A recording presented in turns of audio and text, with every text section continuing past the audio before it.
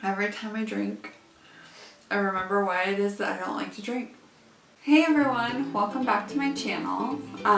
Today's video is actually going to be a story time. I'm going to be telling the story of my first hangover. And I'm a little nervous about doing a story time video because I've never done one before and I'm not always the greatest storyteller, so I figured why not drink a little bit while telling the story of my first hangover.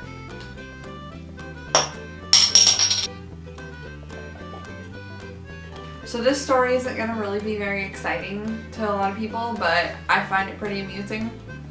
So the story starts just a couple weeks after I moved back from Hawaii. It was right before Christmas time. Katrina and I had decided to go out and to go drinking. This was my first time going out with her since being back from Hawaii. So we ended up going out with our friend Justin. Justin is actually Katrina's ex-boyfriend, but at this particular time when we went out, they'd been broken up for a while. They were just still friends, so everything was just cool.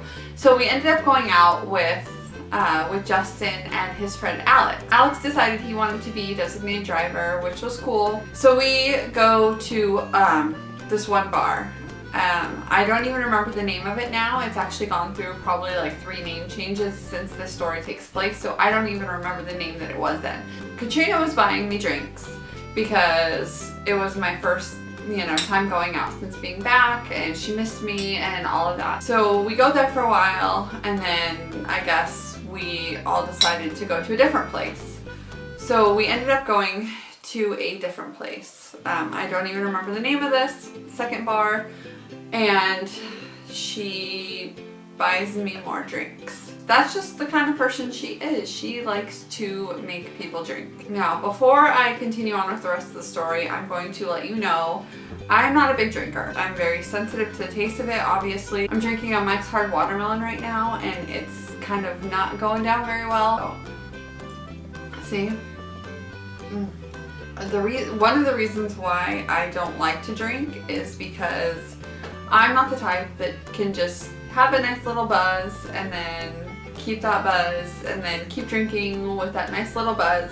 No, I go from kind of 0 to 10, like as in I kind of black out. I get told that I'm apparently a fun time, but I wouldn't know that because I'm not there when that happens. To continue on with the story, I literally don't even remember where we went for the second place, but we ended up going to a third place.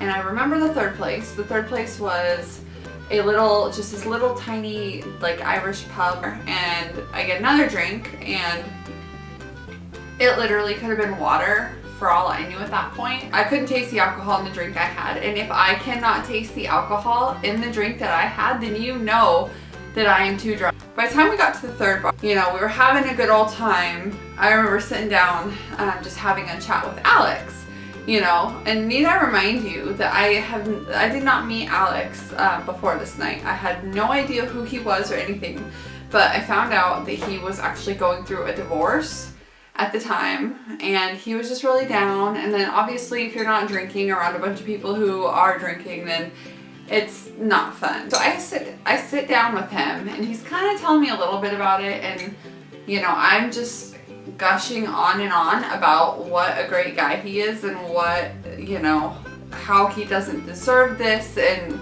how he's so wonderful, and this and that, and kind of just resting my head on his shoulder a little bit because I'm that drunk.